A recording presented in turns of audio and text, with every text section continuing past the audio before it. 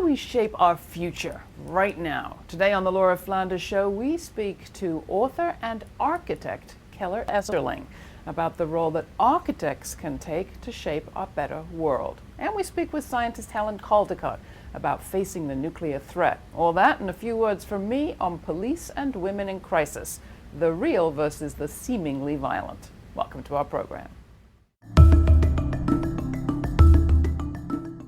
Over the last century or so, the ocean floor was laid with thousands of miles of telegraph, telephone, and fiber optic cable. Yet East Africa, one of the most populous areas of the world, had no cable link and almost no broadband until recently. Now, cell phone towers are dotting the Kenyan landscape and Kenyans can access the World Wide Web on their phones, but there's still almost no bandwidth for Kenyan businesses or the country's education system. And that's just one example of what our next guest calls the influence of extra statecraft. Non-state actors, like space, accountable to no one, she argues, are having a defining impact on our lives. Keller Easterling is a professor of architecture at Yale and the author of Extra Statecraft: The Power of Infrastructure Space. The book came out last year from Verso. Keller, welcome to the program. Thanks for coming in. Thanks. Nice to be here. So a lot of our audience are probably familiar with the WTO, the World Trade Organization, the IMF. We know there are these kind of shadowy, super state financial organizations, but you're saying there's a whole population of kind of extra state actors that we don't actually know anything about. Well, of course, there's a ballooning number of extra state organizations and extra state actors. But I'm sort of been looking at the pretty vivid spatial vessels where they operate. So, for instance, free trade zones, or which have become a kind of paradigm for world cities. So tell us what you mean about free trade zones being a space of action beyond the trading, obviously. Well, they were in mid-century, a UN-promoted way for developing countries to jumpstart their economies and enter the global marketplace. But they set up authorities that were independent from the host country, that would grant tax exemptions, deregulation of labor and environmental law, all the kind of mantras of free trade, although it's maybe somebody else's freedom. Right. And the UNIDO thought that these zones would dissolve back into the economy of the host country, but the opposite happened. Everything, of course, wanted to locate in the zone. Why wouldn't you want to enjoy this kind of lubricated political quarantine and exemptions and taxes and so on? So now, having sort of swallowed the city whole, these free trade zones, special economic zones, there are many different names for them, have become a kind of contagious system, and no one really knows why we use them, except that the world has become addicted to a form of incentivized urbanism. So what's the point of us worrying about our free trade pacts? People like things like the Trans-Pacific Partnership, TPP, and things like that. If these zones give away so many permissions to the companies and nations that operate in them, should we not even bother? Well, they are a legalized, stable form of corporate externalizing. They are the sort of perfect island of corporate externalizing. And while they used to be, maybe in mid-century or even in the 70s, they used to be sort of gray warehousing spaces. Now they are megacities. They're sort of the glittering mimics of Dubai and Singapore and Hong Kong and every country. They're in 130 countries. Some of them are measured in hectares, some of them are measured in square kilometers. And every country, often kind of the next poorest country, wants that zone. There's one you described right like opposite Hong Kong. Well, Shenzhen is a gigantic special economic zone with every conceivable program within it. It is of course a mega city, and the Washington Consensus consultancies and the McKinseys and the are still whispering into the ears of most governments that this is what you need to signal that you're ready to be part of the global marketplace and to remedy problems of very high unemployment. So there's the zones, and we'll get back to how this is the business of architects in a second. But you do also, your book anyway, paints a fairly shady picture of an organization like the International Standards Organization, the ISO. Is it really so bad to have an organization that says there should be certain standards for car dashboards and credit card size and things like that? Well, I'm not trying to portray them as sort of evil or a venal group, but more as a sort of hilarious group. They are, of course, ISO is the organization that started in '47 and decides everything from the thinness of credit cards to the pitch of screw threads. And but while they used to only devote themselves to technical standards like that, I mean, everything we have is covered with ISO standard numbers and so on. Now their desire for sort of universal contact with the world is through management standards. So the ISO quality management, it's the reason why the person on the other end of the line says, talks about quality assurance and so on. Your conversation may be recorded for quality assurance purposes. Right. And have I answered all of your questions? It's all about a kind of self-reinforcing habitual management ease that the whole world speaks as kind of Esperanto of ISO management ease. But it's more and more ISO hopes to enter into other public arenas to make standards for environmental thinking or for city building or for government. So, and for instance, for environmental management, the ISO 14000 standard, they're not establishing standards for instance, emissions.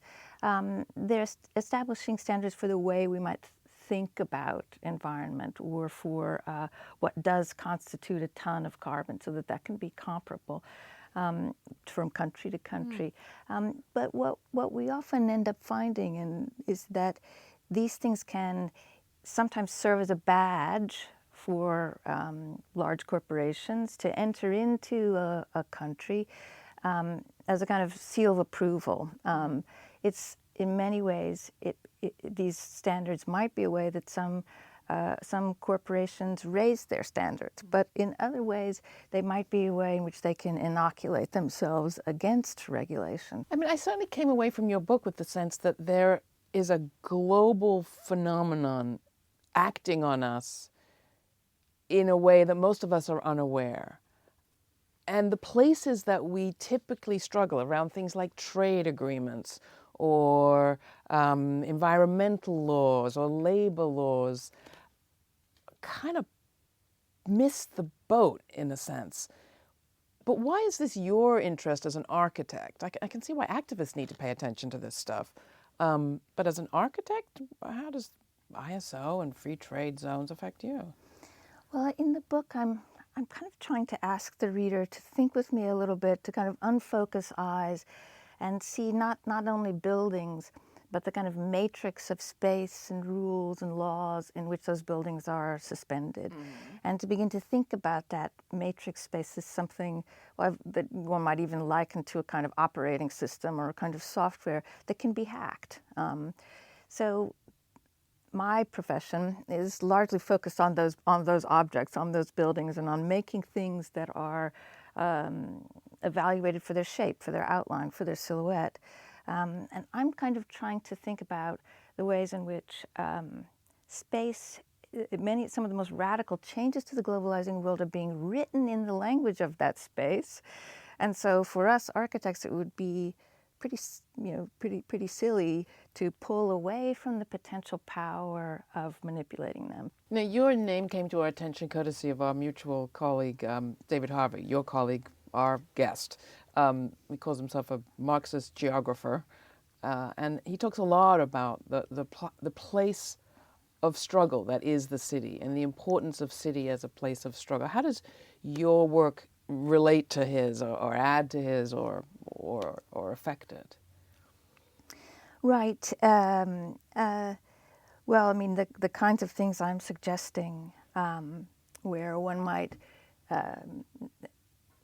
take the kinds of incentives that have been outside the city and place them back in the city, it's pretty much urbanism 101. This is, the idea that we know that all of the consequences and circumstances and collisions that a city offers, that there is robust intelligence in that network that is in many ways erased by the sort of ex-urban enclave that really is a kind of isomorphic platform that only wants to deal with compatible information. It's a kind of special stupidity, a kind of information paradox where enormous amount of information is drawn down and for logistics and outsourcing and so on, but an enormous amount of information in some ways to remain information poor. And if I'm looking at space as an information system, I'm looking for space that is information rich and an environment that's information rich. And can I go back to the hacking that you mentioned at the very beginning? We've had some of, I think, your favorite hackers on our show a couple of times, the yes men, culture jammers, people who kind of call the bluff of our global corporations by sometimes hoaxing the public that they have made statements that they haven't made, usually positive statements that we wish they'd make. The yes men, Paulo Chirio, there were a few other people who have kind of played games with the extra statecraft that you talk about. Is that sort of the best we can do? I love it, but is that the best we can do to disrupt some of this extra statecraft? I'm arguing for something else. I mean, I'm learning from all of the tricksters and the hackers. I'm offering slightly different repertoire for activism. Like what? And while I admire the kind of righteous position of dissent, I'm saying that some of these spatial variables that can operate in ways that are undeclared can be a little sneakier, a little bit slyer. They operate in the sort of crack between what an organization is saying and what it's doing. So rather than righteousness, there's a great opportunity in discrepancy, in the fictional, in the sly. And there's many ways of operating with space and with different kinds of processes that don't necessarily have to be declared. So one can make changes that aren't necessarily the same kinds of changes or righteous positions that are typically associated with dissent. A couple of years ago, I had to speak to a convention of zone developers, and I tried to tell them, I'm a Trojan horse, but they were very nice about it. And it's that kind of audience where I could choose to tell a rumor, tell a little lie, but I think that's the kind of yes man dissent that you might have been referring to, but there's more that we can do with the actual hardware of the city beyond a persuasion, beyond a joke or a trick. That's a lot more substantial, but that still might deal with different kinds of remote controls or tricks or pandas or forms of exaggerated compliance, gifts, all the things that we typically don't think of as what's appropriate to the righteous political position. Pandas? Well, so many of the things that I'm looking at are essentially pandas, which are the gift you can't refuse, the sweet arm-twisting gift of like the two pandas that China gave to Taiwan, whose names, when translated, mean unity or reunion. And many of the spatial products, the free zones that are on offer, the resorts, the spatial products that are moving around the world, these are offered as gifts, as arm-twisting gifts. But two can play at that game. Keller, thank you so much. You gave me a lot to think about in your book and in this conversation. Extra Statecraft, The Power of Infrastructure Space. Check it out if you're interested in cities, disruption, even pandas. Thank you. Thanks. Thanks. Physician, author, and activist Helen Caldicott may have done more than anyone else to make the world aware of the threats posed by nuclear power. She's the author of and editor of several books, most recently Crisis Without End, released last year. She lives mostly in Australia, but we caught up with her on a recent trip to New York, where she led a 2-day symposium on nuclear destruction at the Academy of Medicine. Here's Helen. When I came here, I was a young doctor. I was at Harvard. I was an alien and I was a woman. But I was deeply concerned about nuclear war, as I have been since I read On the Beach when I was about 17, about a nuclear war. And I was determined that we have to do something about it. And I was asked to write an article for the New England Journal of Medicine on the dangers of nuclear power. And the day after 3 Mile Island melted, serendipitously, I had a full-page ad in the New England Journal about the medical dangers of nuclear power, and suddenly we had an explosion of doctors joining physicians for social responsibility. So that was serendipity. But because of the passion in my soul, my understanding as a physician, because I took the Hippocratic Oath, because really all the world's children are my patients, because I'm a paediatrician, nothing could stop me, nothing. And I guess that's the message I have to give to the audience today. Each person can be as powerful as the most powerful person who ever lived.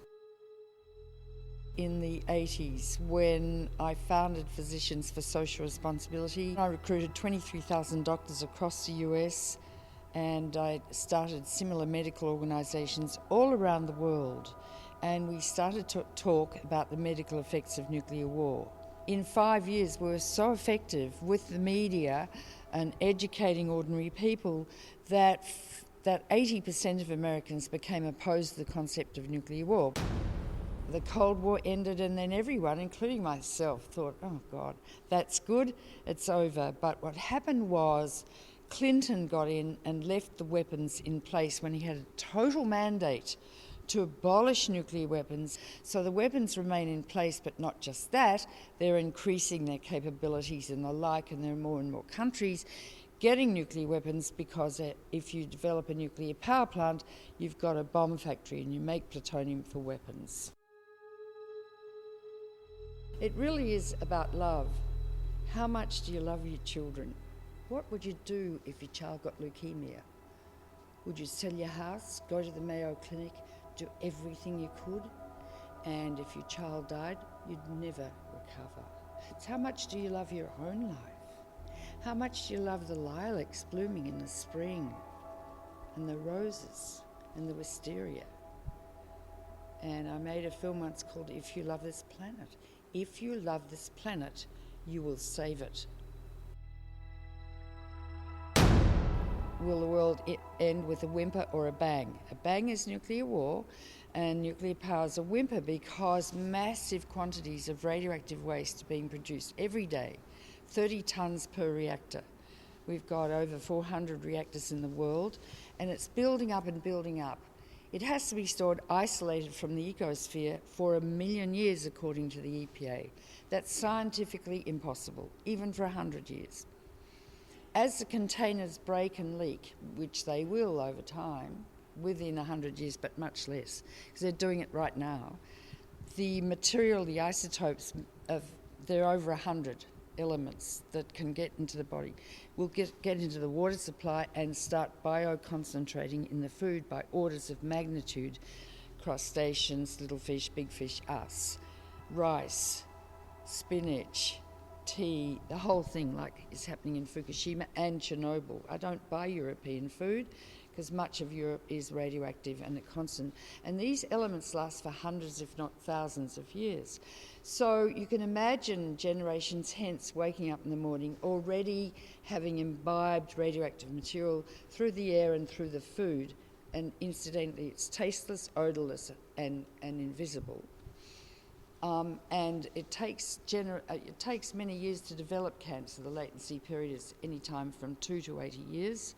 Cancers don't identify their origin, but you can imagine our descendants waking up in the morning, the children already being born deformed, as they were around Chernobyl. There are houses full of, there are hospitals full of grossly deformed children there.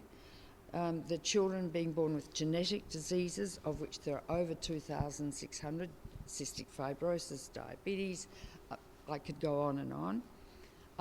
And children getting cancer at the age of 6 instead of 60 because they're exposed so early to radiation. That's a legacy we're leaving to our descendants. How dare we? And the physicists have known this all along since they started developing nuclear weapons and the Manhattan Project. They've known. That's called evil.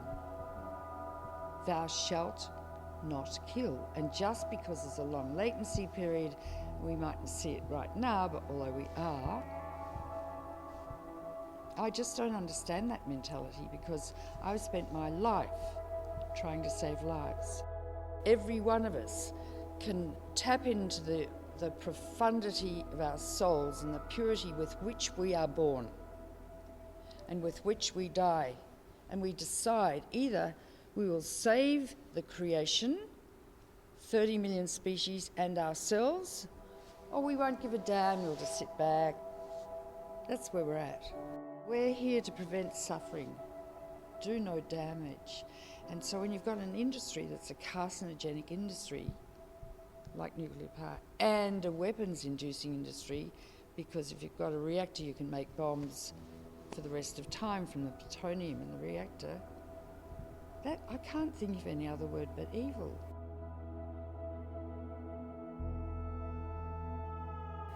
And I'll end with the Einstein quote, "The splitting of the atom changed everything, save man's mode of thinking." That was Helen Caldicott, recorded this spring in New York. The nuclear clock is still ticking and arms trading is fueling a suicidal race. There are a lot of things to fear in the world today. I'd like to suggest that African American women be taken off that list. If only we could get the message across to the armed and dangerous men of the police. Not long ago, I had a chance to hear from relatives of black women killed at the hands of the police. In more than half the cases, those who ended up dead were those most in need of help, not violence. And in just about every incident, the killer justified his actions on the basis that he feared for his life. Michelle Cusseau's mother, Frances, said she called her daughter's mental health facility to check on her. She lived alone and seemed in crisis. Instead of help came cops, and one sergeant in particular who decided to shoot the 5'5", 130-pound Michelle in the heart because he said he felt threatened by the look on her face. Kayla Moore was acting oddly and talking to herself, says her sister, when her roommates called for mental health assistance. And instead of help came multiple police who decided to isolate, restrain, and attempt to arrest Kayla, a transgender woman, by sitting on her. She ultimately suffocated to death. She was seemingly violent, said the police later. There's seemingly violent, and then there's all this death. The stories of Cusseau and Moore and others are written up in a new report from the African American Policy Forum. The fact that black women are rarely viewed as women in distress is literally costing them their lives, the co-authors write. Instead of in need, black women, even when they're experiencing a health crisis, are perceived as superhuman and somehow posing a deadly threat. Such is the power of stereotype. Now me, I'm afraid of warmongers, bomb sellers, the manufacturers of weapons who literally pose a lethal threat to life. Do you think if I decided to shoot one of those in the heart, I'd get away with saying I was frightened? I thought not. Tell me what you think. Write to me, laura@grittv.org, and thanks.